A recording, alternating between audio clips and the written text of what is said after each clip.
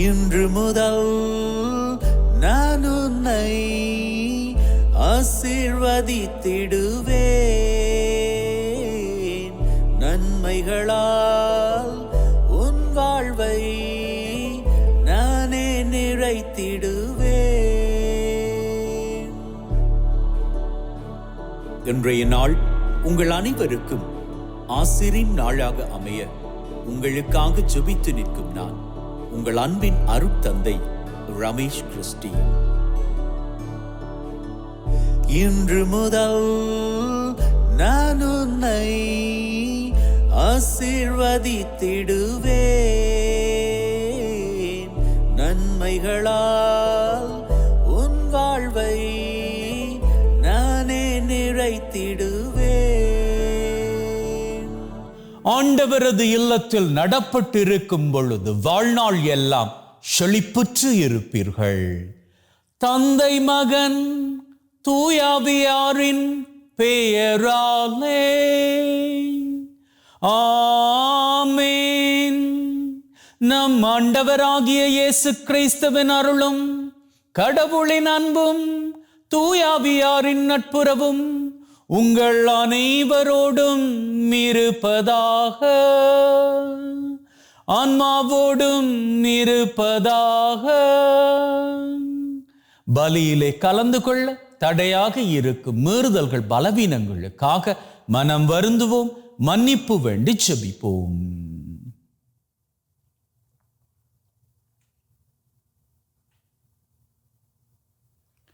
ஆண்டவரே இரக்கமாயிரும், ஆண்டவரே இரக்கமாயிரும். கிறிஸ்துவே இரக்கமாயிரும், கிறிஸ்துவே இரக்கமாயிரும். ஆண்டவரே இரக்கமாயிரும், ஆண்டவரே இரக்கமாயிரும். எல்லாம் வல்ல இறைவன் நம் மீது இரக்கம் வைத்து நம்முடைய மீறுதல்கள் பலவீனங்களில் நமக்கு விடுதலை தருவாராக. ஆமென். மன்றாடுவோமாக.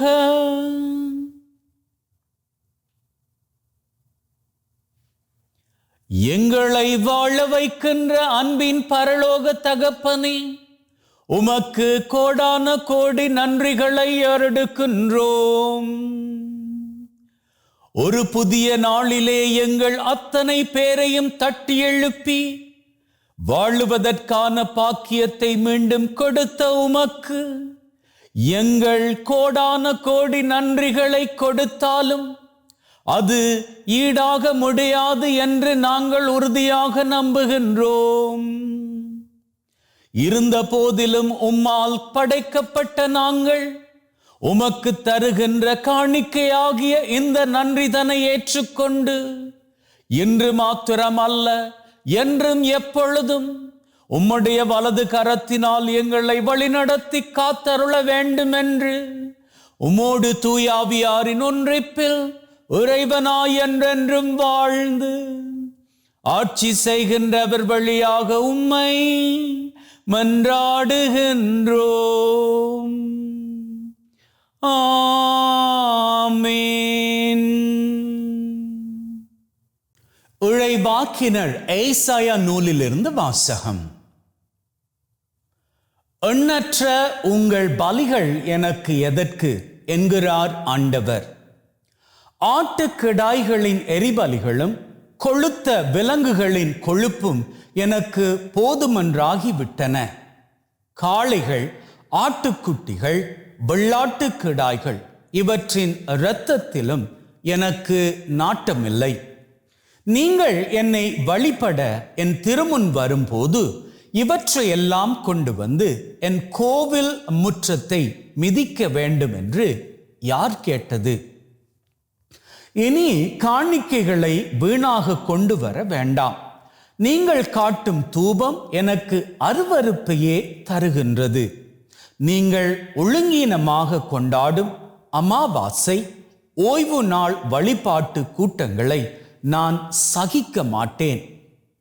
உங்கள் அமாவாசை திருவிழா கூட்டங்களையும் என் உள்ளம் வெறுக்கின்றது. அவை என் மேல் விழுந்த சுமையாயின. அவற்றை சுமந்து சோர்ந்து போனேன். என்னை நோக்கி உங்கள் கைகளை நீங்கள் உயர்த்தும் போது பாரா முகத்தினராய் நான் இருப்பேன். நீங்கள் தொடர்ந்து மன்றாடினாலும் நான் செவி கொடுப்பது இல்லை. உங்கள் கைகளோ இரத்தக் கரையால் நிறைந்திருக்கின்றன. உங்களை கழுவி தூய்மைப்படுத்துங்கள். உங்கள் தீச்செயலை என் திருமுன் இருந்து அகற்றுங்கள். தீமை செய்தலை விட்டொழியுங்கள். நன்மை செய்ய கற்றுக்கொள்ளுங்கள். நீதியை நாடி தேடுங்கள். ஒடுக்கப்பட்டோருக்கு உதவி செய்யுங்கள். திக்கற்றோருக்கு நீதி வழங்குங்கள். கைம்பெண்ணுக்காக வழக்காடுங்கள். இது ஆண்டவர் வழங்கும் அருள்வாக்கு. இறைவனுக்கு நன்றி. தம் வழியை செம்மைப்படுத்துவோர் கடவுள் தரும் மீட்பை கண்டடைவர். நீங்கள் கொண்டு வரும் பலிகளை முன்னிட்டு நான் உங்களை கண்டிக்கவில்லை. உங்கள் எரிபலிகள் எப்போதும் என் கண் முன்னிலையில் உள்ளன. உங்கள் வீட்டின் காளைகளையோ உங்கள் தொழுவத்தின் ஆட்டுக்கிடாய்களையோ நான் ஏற்றுக்கொள்வதில்லை. தம் வழியை செம்மைப்படுத்துவோர் கடவுள் தரும் மீட்பை கண்டடைவர். என் விதிமுறைகளை ஓதுவதற்கு உங்களுக்கு என்ன தகுதி? என் உடன்படிக்கை பற்றி பேசுவதற்கு உங்களுக்கு என்ன அருகதை? நீங்களோ ஒழுங்குமுறையை வெறுக்கின்றீர்கள். என் கட்டளைகளை தூக்கி எறிந்து விடுகின்றீர்கள். தம் வழியை செம்மைப்படுத்துவோர் கடவுள் தரும் மீட்பை கண்டடைவர். இவ்வாறெல்லாம் நீங்கள் செய்தும் நான் மௌனமாயிருந்தேன். நானும் உங்களை போன்றவர் என எண்ணிக்கொண்டீர்கள். ஆனால் இப்பொழுது உங்களை கண்டிக்கின்றேன். உங்கள் குற்றங்களை உங்கள் கண்முன் ஒவ்வொன்றாய் எடுத்துரைக்கின்றேன். நன்றி பலி செலுத்துவோர் என்னை மேன்மைப்படுத்துவர். தம் வழியை செம்மைப்படுத்துவோர் கடவுளாம் நான் அருளும் மீட்பை கண்டடைவர். தம் வழியை செம்மைப்படுத்துவோர் கடவுள் தரும் மீட்பை கண்டடைவர். அல்லேலூயா, அல்லேலூயா. நீதியின் பொருட்டு துன்புறுத்தப்படுவோர் பேறு பெற்றோர், ஏனெனில் விண்ணரசு அவர்களுக்குரியது. அல்லேலூயா. ஆண்டவர் உங்களோடு இருப்பாராக, ஆன்மாவோடும் இருப்பாராக. மத்தேயு எழுதிய நற்செய்தியிலிருந்து வாசகம். ஆண்டவரே, மாட்சி உமக்கே. அக்காலத்தில் இயேசு தம் சீடர்களை நோக்கி கூறியது, நான் உலகிற்கு அமைதி கொணர வந்தேன் என எண்ண வேண்டாம். அமைதியை அல்ல, வாளையே கொணர வந்தேன். தந்தைக்கு எதிராக மகனையும் தாய்க்கு எதிராக மகளையும் மாமியாருக்கு எதிராக மருமகளையும் நான் பிரிக்க வந்தேன். ஒருவருடைய பகைவர் அவரது வீட்டில் உள்ளவரே ஆவார். என்னை விட தாம் தந்தையிடமோ தாயிடமோ மிகுந்த அன்பு கொண்டுள்ளோர் என்னுடையோர் என கருதப்பட தகுதியற்றோர். என்னை விட தம் மகனிடமோ மகளிடமோ மிகுதியாய் அன்பு கொண்டுள்ளோரும் என்னுடையோர் என கருதப்பட தகுதியற்றோர். தாம் சிலுவையை சுமக்காமல் என்னை பின்பற்றி வருவோர் என்னுடையோர் என கருதப்பட தகுதியற்றோர். தாம் உயிரை காக்க விரும்புவோர் அதை இழந்து விடுவர். என் பொருட்டு தம் உயிரை இழப்போரோ அதை காத்து கொள்வர். உங்களை ஏற்றுக்கொள்பவர் என்னை ஏற்றுக்கொள்கிறார்.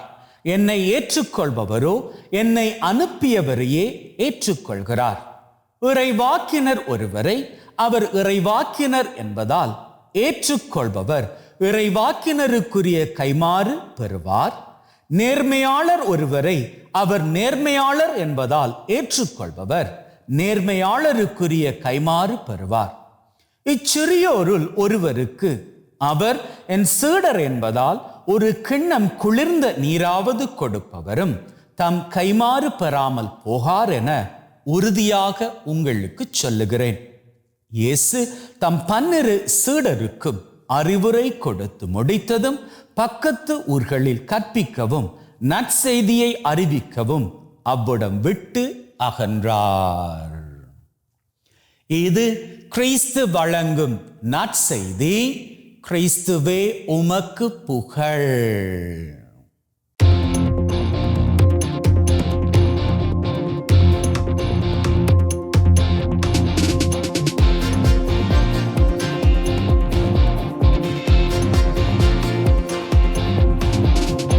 அன்பின் உள்ளங்களே, இன்னைக்கு இயேசு கிறிஸ்து ஆண்டவர் அமைதியின் அரசர்.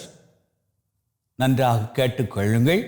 இயேசுவுக்கு பழைய ஏற்பாட்டில் கொடுக்கப்பட்ட பெயர் பிரின்ஸ் ஆஃப் பீஸ், அமைதியின் அரசர்.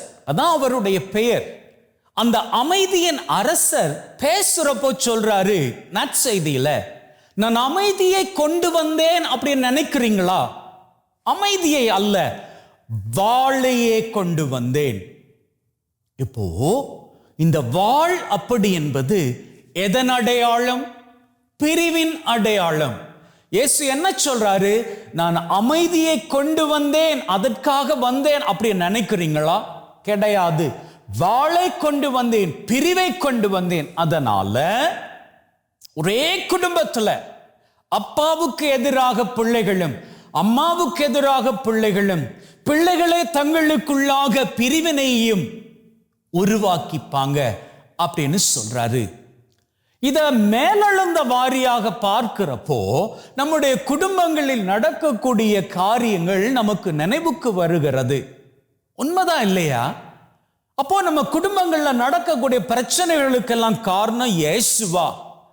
அவர் தானே சொல்லி இருக்கிறாரு நற்செய்தியில, அதுவும் குறிப்பாக இன்னைக்கு, நான் உங்களெல்லாம் அமைதிப்படுத்த வரல, உங்களெல்லாம் பிரிப்பதற்காக வந்தேன் அப்படின்னு சொல்லி. நன்றாக கவனிச்சுக்கோங்க. இயேசு ஆண்டவர் இந்த இடத்துல நமக்கு ஒரு உவமையான காரியமாக சொல்ல வருகின்ற தத்துவம் என்ன அப்படின்னா, நான் இந்த உலகத்திற்குள் வருகிற பொழுது வாளை கொண்டு வந்தேன். வாள் என்பது பழைய ஏற்பாட்டில் வார்த்தை என்பது பொருளாகும். வார்த்தை, ஆண்டவருடைய வார்த்தை இரு பக்கமும் கூர்மையான வாளை போன்றது. ஆண்டவருடைய வார்த்தை நாம பேசுறப்போ ரெண்டு பக்கமும் கூர்மையானதாக இருக்கு அப்படின்னு சொன்னா அதன் அர்த்தம் என்ன தெரியுமா? நாம் பேசுறப்போ பேசுகின்ற என்னையும் கேட்கக்கூடிய எனக்கு முன்னிலையில் இருக்கக்கூடிய அவனையோ அவளையும் அது குத்தணும், ரெண்டு பேரையும் அது தொடணும். அதனாலதான் ரெண்டு பக்கமும் கருக்குடைய பட்டயம் வாளை போன்றது ஆண்டவருடைய வார்த்தை அப்படின்னு வேதம் சொல்லுகிறது. உண்மைதான். அப்போ ஆண்டவர் இயேசு கிறிஸ்து இன்னைக்கு நான் இந்த உலகத்திற்குள் வந்தது வாளை கொண்டு அப்படின்னு சொன்னா அதனுடைய அர்த்தம் நான் வார்த்தையை கொண்டு வந்தேன். ஏன் வார்த்தையை கொண்டு வந்தேன் அப்படின்னா நான் வார்த்தை. யோவான் நற்செய்தியாளர் இயேசு கிறிஸ்து ஆண்டவரை குறித்து பேசுறப்போ அவர் சொல்றாரு, ஆதியில் வார்த்தை இருந்தது, அந்த வார்த்தை இந்த பூமியையே படைத்தது, அந்த வார்த்தை மனுஷனாக வந்தது, அந்த வார்த்தை தான் நம் ஆண்டவராகிய இயேசு கிறிஸ்து. அப்போ இந்த வார்த்தை என்கின்ற வாள் உயிருள்ளதாக நமக்குள்ளாகவே மனுஷ உருவத்தில் 2000 வருஷங்களுக்கு முன்பாக பிறந்து வந்தார் அப்படின்னு சொன்னா அந்த இயேசு ஆண்டவர் இன்னைக்கு நமக்கு கற்பிக்கின்ற காரியம், நான் வாளாக வார்த்தையாக இருக்கும்படி வந்தேன்.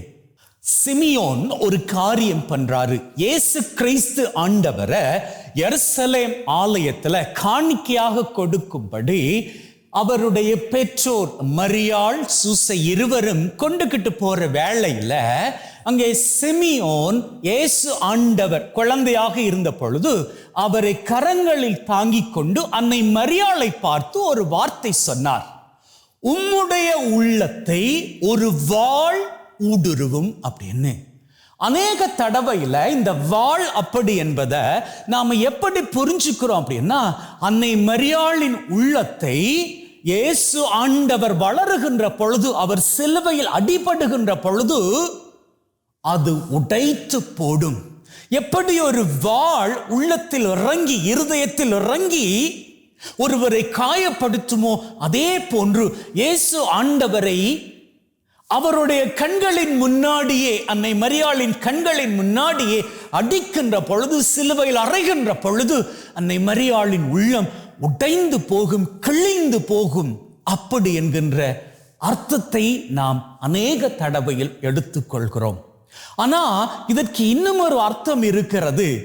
உம்முடைய உள்ளத்தை ஒரு வாள் ஊடுருவும் அப்படின்னு சொன்னா, ஆண்டவராகிய இயேசு கிறிஸ்துவின் வார்த்தைகள் உம்முடைய உள்ளத்திலே பதிந்து அவை உம்மிடமிருந்து புறப்பட்டு வருகின்ற பொழுது, அங்கே இருக்கக்கூடிய உம்முடைய வார்த்தைகளை கேட்கிறார்களே, அவர்கள் உம்மூலமாக இயேசுவை கண்டுகொள்வார்கள் என்பதாகும்.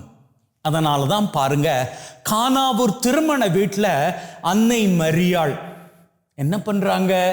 இயேசு ஆண்டவர்கிட்ட போய் பேசுறாங்க. திராட்சை ரசம் கிடையாது. இயேசு என்ன சொல்றாரு? நான் என்னம்மா பண்ணிக்கிறது. இப்போ அன்னை மரியாள் போய் இயேசு ஆண்டவர்கிட்ட பேசினதுக்கு அப்புறமாக இயேசு ஆண்டவரது வார்த்தை அன்னை மரியாளின் உள்ளத்தில் ஊடுருவியபடியினால், இப்போ அன்னை மரியா வெளியில வந்து என்ன சொல்றாங்க? அங்கு நின்ற பணியாளர்களை பார்த்து சொல்றாங்க, அவர் சொல்லுவதன்படி எல்லாவற்றையும் பண்ணுங்கள். அன்னை மரியாளது உள்ளத்தில் அன்று இயேசுவின் வார்த்தை ஊடுருவியபடியால் அன்னை மரியாள் எல்லாரையும் இயேசு ஆண்டவருக்கு கட்டுப்படும்படி சொல்றாங்க. இன்னைக்கு அதே அன்னை மரியாள் நம்மை பார்த்து சொல்றாங்க, இயேசு ஆண்டவர் உங்களுக்கு சொல்லுவதெல்லாம் செய்யுங்கள். அவர் என்ன சொல்றாரு? நான் அமைதியை ஏற்படுத்த வரல, நான் வார்த்தையை கொடுக்க வந்திருக்கிறேன். என்னுடைய வார்த்தை உயிருள்ள வார்த்தை. நீங்க வெளிப்படையாக பேசுறீங்க, வெளி உலகத்துல பேசுறீங்க, எல்லாரும் அமைதியாக இருக்கணும், நாங்க அன்போடு இருக்கணும். எங்க கோயில்ல வந்து விசுவாச ஜெபம் ஜெபிக்கிற பொழுது, விசுவாச மன்றாட்டு ஜெபிக்கிற பொழுது நாம எப்படி ஜெபிக்கிறோம்? ஆண்டவரே, இந்த உலகத்திற்கு அமைதி வேண்டும், இந்த உலகத்துல அன்பு நிலைக்கணும், இந்த உலகத்திற்கு எப்பொழுதுமே நீர் இரக்கம் காட்ட வேண்டும் அப்படின்னு நாம ஜெபிக்கிறோம். கரெக்ட், நல்ல விஷயம். ஆனா நாம ஜெபிக்கிற அந்த அமைதிய, அந்த அன்ப, இரக்கத்தை நாம இந்த சர்ச்சை விட்டு வெளியில போனா அடுத்தவங்களுக்கு காட்டிக்கிறோமா? எங்கோ தூரத்துல இருக்கக்கூடிய யாரோ ஒரு நாட்டு தலைவருக்கு நாம எப்படியெல்லாமோ கிரிட்டிசிசம் கொடுக்கிறோம். ஆனா அதுவே நமக்கு அப்படின்னு வர்ற வேளையில நாம கரெக்டா நம்ம பரிசோதிச்சு பார்த்து வாழ்ந்துக்கிறோமா? சின்னதா சில காரியங்கள் நாம நம்ம வீட்டுக்குள்ள நம்முடைய சொந்த பிள்ளைகளை, நம்முடைய சொந்த பெற்றோரை மதிக்கிறோமா? அன்பு செய்கிறோமா? அவர்கள் நல்லா இருக்கணும் அப்படின்னு சொல்லி நாம நினைக்கிறோம். இருந்தாலும் நமக்கே தெரியாம நாம காயப்படுத்திடுறோம் இல்லையா? அதிகமாக இதை குறித்து நான் பேசிக்கலைன்னா நமக்கு தெரியும் என்னென்ன காரியங்கள் நாம குடும்பத்துல பண்ணிக்கிட்டு இருக்கிறோம் அப்படின்னு சொல்லி. அநேக பெற்றோர் இன்னைக்கு பிள்ளைகளிடம் பேசுவதற்கே பயப்படுறாங்க. பிள்ளைகள் பெற்றோரை மதிக்காம நடந்துக்கிறாங்க. என்னதான் நாம உலக நாட்டில் நடக்கக்கூடிய பிரச்சனைகள் குறித்து அவ்வளவு ஆக்ரோஷமாக பேசினால் நம்முடைய சொந்த பெற்றோரை நம்ம சரியா கவனிக்கிறது கிடையாது. அவர்களது முதிர்ந்த வயதுல அவர்களை அநேகர் கவனிச்சுக்கிறது கிடையாது. நான் எல்லாரையும் பேசல. யாரெல்லாம் பெற்றோரை கவனிக்காம, கனம் பண்ணாம அவர்களை தூரமாக தள்ளி வைக்கிறார்களோ அவர்களை குறித்து பேசுகிறேன். சில வீடியோக்கள் பார்த்துருக்கிறேன். பார்ப்பதற்கே ரொம்ப மனதை உடைக்கிறது போன்று இருக்கும். ஒரு வீடியோ ஷாட் பார்த்தங்க.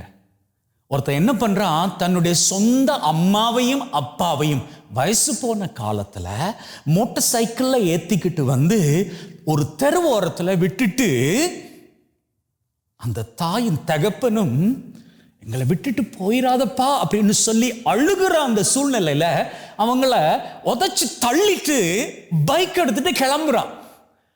அப்படி அவன் கிளம்புற வேளையில அவனுடைய கெட்ட நேரம் கீழே விழுந்துடுறான்.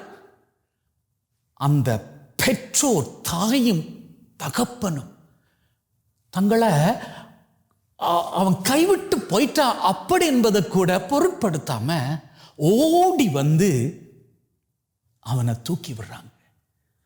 பார்ப்பதற்கே ரொம்ப மனசை உருக்குவதாக இருந்தது.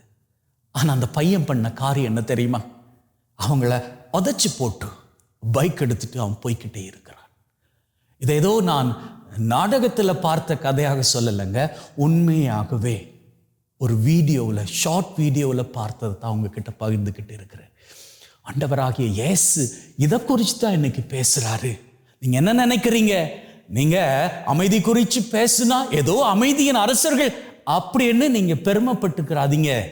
நீங்க உங்க சொந்த குடும்பத்துல அதை வாழாத வரைக்கும் நான் கொண்டு வந்தது உங்களுக்குள்ள பயனளிக்க போறது கிடையாது. ஏதோ இதை நெகட்டிவான பிரசங்கமாக எடுக்காதீங்க, பாசிட்டிவாக யோசிச்சுக்கோங்க. நீங்க உங்களை பரிசோதிச்சு பார்த்துக்கோங்க. நீங்க கரெக்டாக வாழ்றீங்களா? எல்லாரும் தெய்வம் கிடையாது, 100% தெய்வ சக்தி உள்ளவர்கள் கிடையாது, நேர்த்தியானவர்கள் கிடையாது. ஆனா நம்மை நாமே கேட்டு பார்ப்போமே, அடுத்தவர்களை நாம் குறை சொல்லுகிற பொழுது அதே குறை நம்முடைய வாழ்க்கையில் இருக்கிறதா, அல்லது அது போன்ற வேறு குறைகள் நம்மிடம் இருக்கிறதா? முதல்ல அதை நாம டீல் பண்ணிப்போம். நம்முடைய கண்களில் இருக்கக்கூடிய மரக்கட்டையை நாம் முதல்ல எடுத்து வீசுவோம். அப்படி எடுத்து வீசுகிற பொழுது அங்கே வாழ் இறங்குகிறது, ஆண்டவரது வார்த்தை இறங்குகிறது. அப்படி வார்த்தை இறங்குகிற பொழுது நம்முடைய வாழ்க்கை மாற ஆரம்பிக்கும். வாழ்க்கை மாற ஆரம்பிக்கின்ற பொழுது அமைதியின் அரசராக இருக்கக்கூடிய அவர் நம்முடைய வாழ்க்கையிலும் அமைதியை கொடுப்பார், மகிழ்வை கொடுப்பார். அப்போது நம்முடைய வாழ்க்கை என்றில் இருக்கும் நிலையிலும் பார்க்க மிகவும் சிறப்பான நிலைக்கு உயர்ந்து வாழ்விலே மகிழ்வின் உயரங்களை சிகரங்களாக தொட்டுக்கொள்ளும். ஆமென்.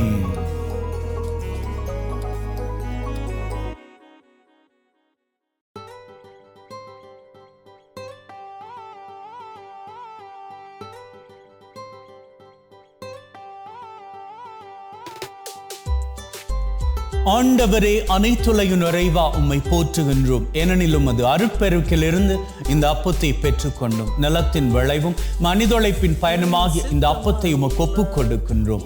வாழ்வழிக்கும் அப்பமாக மாறும். இறைவன் என்றென்றும் வாழ்த்து பெறுவாராக. ஆண்டவரே, அனைத்துலகின் நிறைவா உம்மை போற்றுகின்றோம். ஏனெனில் உமது அருட்பெருக்கிலிருந்து இந்த ரசத்தை பெற்றுக்கொண்டோம். நிலத்தின் விளைவும் திராட்சை கொடியின் பயனுமாகிய இந்த ரசத்தை உமக்கு ஒப்புக் கொடுக்கின்றோம். வாழ்வழிக்கும் பானமாக மாறும். இறைவன் என்றென்றும் வாழ்த்து பெறுவாராக. திரு ரத்தம் சிந்தி நீர் திருமகனாய் மாற்றிட Wash away from my iniquities, cleanse me from all my sins. சகோதர சகோதரிகளே, பிள்ளைகளே, என்னுடையதும் உங்களுடையதுமான இந்த பலி நம் தந்தையாகிய இறைவனுக்கு ஏற்றதாகும்படி மன்றாடுங்கள். ஆண்டவர் தன்னுடைய திருப்பெயரின் புகழ்ச்சிக்காகவும் மாட்சிக்காகவும் திரு அவையின் நன்மைக்காகவும் கையிலிருந்து இந்த பலியை ஏற்றுக்கொள்வாராக.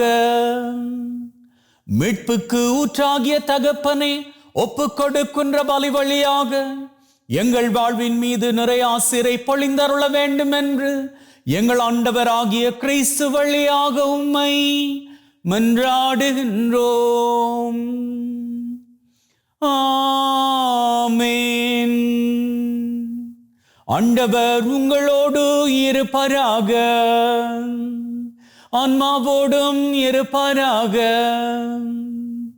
இதயங்களை மேலே எழுப்புங்கள், ஆண்டவரை நோக்கி எழுப்பியுள்ளோம். நம் இறைவனாகிய ஆண்டவருக்கு நன்றி கூறுவோம். அதுவே தகுதியும் நீதியுமானது. தூயவரான தந்தையே, என்றும் வாழும் எல்லாம் வல்ல இறைவா, என்னாலும் அவ்விடத்திலும் நாங்கள் உமக்கு நன்றி பலி செலுத்துவது மெய்யாகவே தகுதியும் நீதியுமாகும். எங்கள் கடமையும் மீட்புக்குரிய செயலுமாகும். உம்முடைய வார்த்தையானவர் வழியாக அனைத்தையும் படைத்தீர். அவரே மீட்பராக இடைற்றுபவராக எங்களுக்கு அனுப்பினீர். அவர் தூயாவியால் கன்னிமரியிடமிருந்து உடலெடுத்து மனிதனானார். சாவை வென்று உயிர் புண்ணென விளங்க செய்தார். ஆகவே வானு தூதர் புனிதர் அனைவரோடும் சேர்ந்து நாங்களும் உம்முடைய புகழை ஒரே குரலாய் பாடுவதாவது: தூயவர் தூயவர் தூயவர், மூவுலக இறைவனம் ஆண்டவர். வானமும் வையமும் யாவுமுன் மாட்சிமையால் நிறைந்துள்ளன. உன்னதங்களிலே ஓசானா, ஆண்டவர் திருப்பெயரால்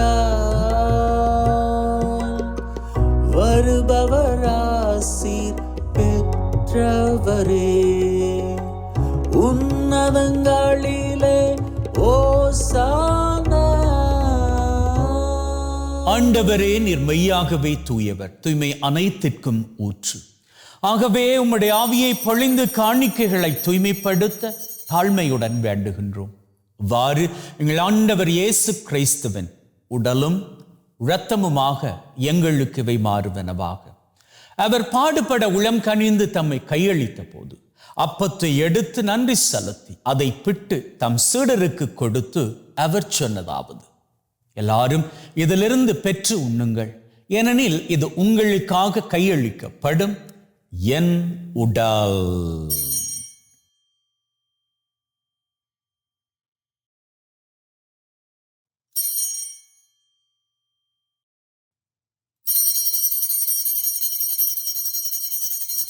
அவ்வண்ணமே உணவருந்திய பின் கிண்ணத்தை எடுத்து நன்றி செலுத்தி தம் சீடருக்கு கொடுத்து அவர் சொன்னதாவது: எல்லாரும் இதிலிருந்து பெற்று பருகுங்கள், ஏனெனில் இது புதிய நித்திய உடன்படிக்கைக்கான என் ரத்தம், பாவ மன்னிப்புக்கென்று உங்களுக்காகவும் எல்லாருக்காகவும் சிந்தப்படும்.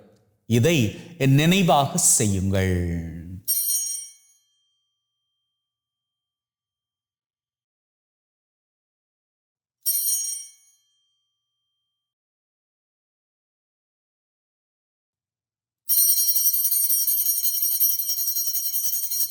நம்பிக்கையின் மறைபொருள். ஆண்டவரே, நீர் வரும் வரை உமது இறப்பை அறிக்கை செய்கின்றோம், உமது உயிர்ப்பையும் எடுத்துரைக்கின்றோம். ஆகவே ஆண்டவரே, நாங்கள் கிறிஸ்துவின் இறப்பை உயிர்ப்பை நினைவு கூர்ந்து வாழ்வு தரும் அப்பத்தை மீட்பளிக்கும் கிண்ணத்தை உமக்கு ஒப்புக் கொடுக்கின்றோம். உம் திருமண் நின்று உமக்கு ஊழியம் புரிய தகுந்தவர்கள் என எங்களை ஏற்றுக்கொண்டீர். எனவே உமக்கு நன்றி செலுத்துகின்றோம். மேலும் கிறிஸ்துவின் உடலிலும் இரத்தத்திலும் பங்கு கொள்ளும் எங்களை தூய ஆவி ஒன்று சேர்க்க வேண்டுமென தாழ்மையுடன் வேண்டுகின்றோம். ஆண்டவரே, உலகெங்கும் பரவி இருக்கும் உம்முடைய திரு அவை, எங்கள் திரு தந்தை லியோ, எங்கள் ஆயர் தாமஸ், உம்முடைய குருக்கள், துறவியர்கள், பொதுநிலையினர், எங்கள் அனைவரையும் பரம அன்பின் உறுதி பெற செய்தருளும். உயிர்த்தெழும் எதிர்நோக்குடன் இறந்து போன எங்கள் சகோதர சகோதரிகளை, இறந்தோர் அனைவரை ஒளிர்மிக்க உம் திருமுன் ஏற்றுக்கொள்ளும். எங்கள் அனைவர் மீதும் இரக்கமாயிரும். கடவுளின் கன்னித்தாயான மாட்சிமிக்க மரியா, அவருடைய கணவரான புனித யோசேப், இவ்வுலகிலும் குகந்தவர்களாயிருந்த புனிதராகிய அனைவருடன் நிலை வாழ்வில் தோழமை கொண்டு உம் திருமகன் கிறிஸ்து வழியாக உம்மை புகழ்ந்தேற்றும் வரமருள உம்மை மன்றாடுகின்றோம். உள்ளங்களே, நம் ஆண்டவராகிய இயேசு கிறிஸ்துவின் பிரசன்னத்தில் நம்முடைய தேவைகளை சமர்ப்பித்து நிற்போம். அந்த வகையில் முதலில் இன்றைய நாளுக்கான தேவை.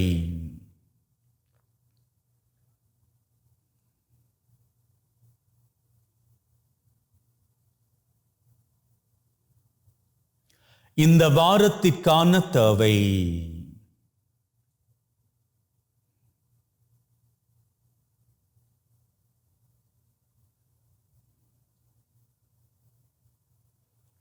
இந்த மாதத்திற்கான தேவை.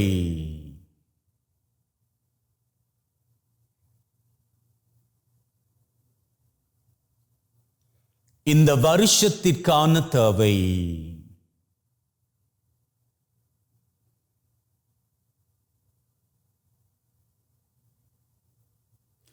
உள்ளத்தின் ஆழத்தில் இருக்கக்கூடிய 3 விசேட தேவைகள்.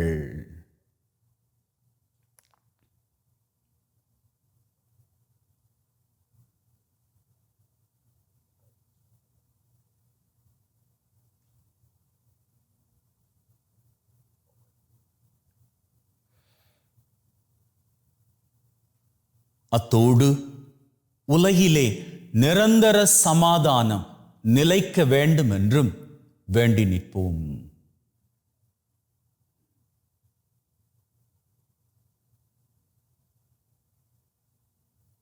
நாம் கேட்டுக்கொண்ட மாத்திரத்திலேயே நம் ஆண்டவராகிய தெய்வம் நம்முடைய தேவைகள் அத்தனையும் நிறைவேற்றி கொடுத்து விட்டார் என்கின்ற உள்ளத்து வைராக்கியத்துடன் அவர் புகழை வணக்கமாக ஏறெடுப்போம்.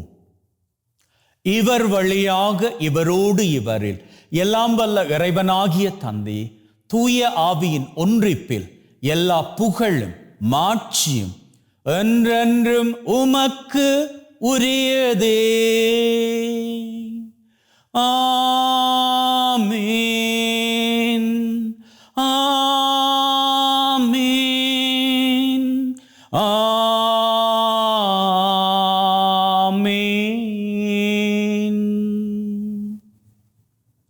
மீட்பரின் கட்டளையால் கற்பிக்கப்பட்டு தேவ படிப்பினையில் பயிற்சி பெற்று நாம் நம்பிக்கையோடு சொல்லுவோம். விண்ணுலகில் இருக்கிற எங்கள் தந்தையே, உமது பெயர் தூயது என போற்ற பெறுக. உமது ஆட்சி வருக. உமது திருவுளம் விண்ணுலகில் நிறைவேறுவது போல மண்ணுலகிலும் நிறைவேறுவதாக.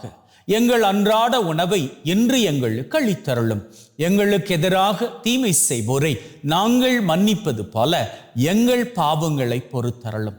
எங்களை சோதனைக்குட்படுத்தாதையும் தீமையிலிருந்து எங்களை விடுவித்தருளும். ஆண்டவரே, தீமை அனைத்திலும் இருந்து எங்களை விடுவித்து எங்கள் வாழ்நாளில் அமைதியை கனிவுடன் அருளுமை வேண்டுகின்றோம். உம்முடைய இரக்கத்தின் உதவியால் நாங்கள் பாவத்தில் நின்று எப்பொழுதும் விடுதலை பெற்று யாதொரு கலக்கமும் இன்றி நலமாயிருப்போமாக. நாங்கள் எதிர்நோக்கி இருக்கும் பேரின்பத்திற்காகவும் மீட்பராகிய இயேசு கிறிஸ்துவின் வருகைக்காகவும் காத்திருக்கின்றோம். ஏனெனில் ஆட்சியும் வல்லமையும் மாட்சியும் என்றென்றும் உமக்குரியதே. ஆண்டவரே இயேசு கிறிஸ்துவே, அமைதியை உங்களுக்கு விட்டு செல்கிறேன், என் அமைதியை உங்களுக்கு தருகிறேன் என்றும் திருத்தூதர்களுக்கு சொன்னீரே. எங்கள் மீறுதல்கள் பலவீனங்களை பார்க்காமல் உம்முடைய திரு அவையின் நம்பிக்கை கண்ணோக்கி அதற்கு அமைதியும் ஒற்றுமையும் தந்தருள திருவிழம் கொள்வீராக. என்றென்றும் வாழ்ந்து ஆட்சி செய்கின்றவர் நீரே. ஆமேன். ஆண்டவருடைய அமைதி உங்கள் அனைவரோடும் என்றும் இருப்பதாக, ஆன்மாவோடும் இருப்பதாக. ஒருவர் ஒருவருக்கு கிறிஸ்துவின் அமைதியை பகிர்ந்து கொள்வோம்.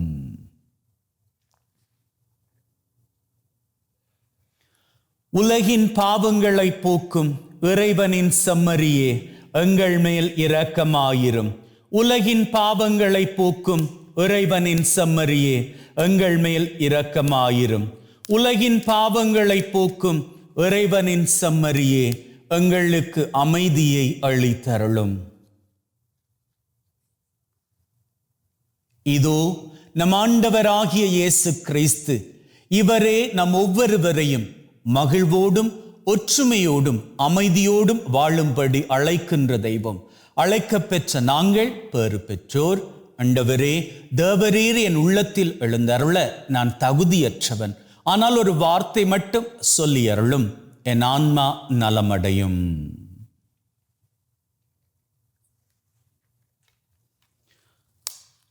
May the mingling of this body and blood of Christ bring me everlasting life. Amen.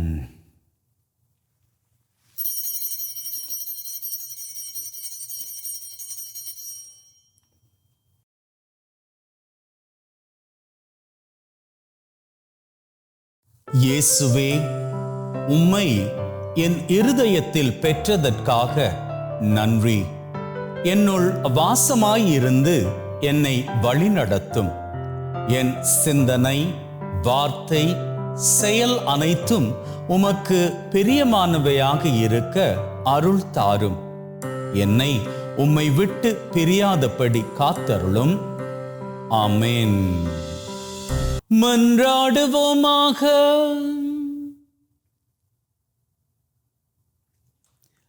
எங்களை வாழ வைக்கின்ற அன்பின் பரலோக தகப்பனே, இந்த பலி மூலமாக உம் பாதம் எங்களது 8 தேவைகளை சமர்ப்பித்து கேட்ட மாத்திரத்திலேயே நாங்கள் பெற்றுக்கொண்டு விட்டோம் என்கின்ற நம்பிக்கையின் உறுதிப்பாட்டோடு நன்றியுள்ள உள்ளத்தோடு எங்களது அன்றாட காரியங்களுக்கு திரும்புகின்றோம். நாங்கள் எதிர்பார்க்கின்ற காரியங்களை மாத்திரமல்லாது எதிர்பார்ப்பதற்கு மேலாக உம்முடைய கிருபையினால் எங்களது வாழ்க்கை மீது நிறைவான வல்லமையின் ஆசீரை பொழிந்தருள வேண்டும் என்று எங்கள் ஆண்டவராகிய கிறிஸ்து வழியாக உம்மை மன்றாடுகின்றோம். ஆமென். ஆண்டவர் உங்களோடு இருப்பாராக, ஆன்மாவோடும் இருப்பாராக. எல்லாம் வல்ல இறைவன் தந்தை, மகன், தூய ஆவி உங்கள் அனைவரையும் ஆசீர்வதிப்பாராக. ஆமென். பலி செலுத்தினோம், சென்று வாழுங்கள், திருபலி நிறைவேறிற்று. இறைவனுக்கு நன்றி.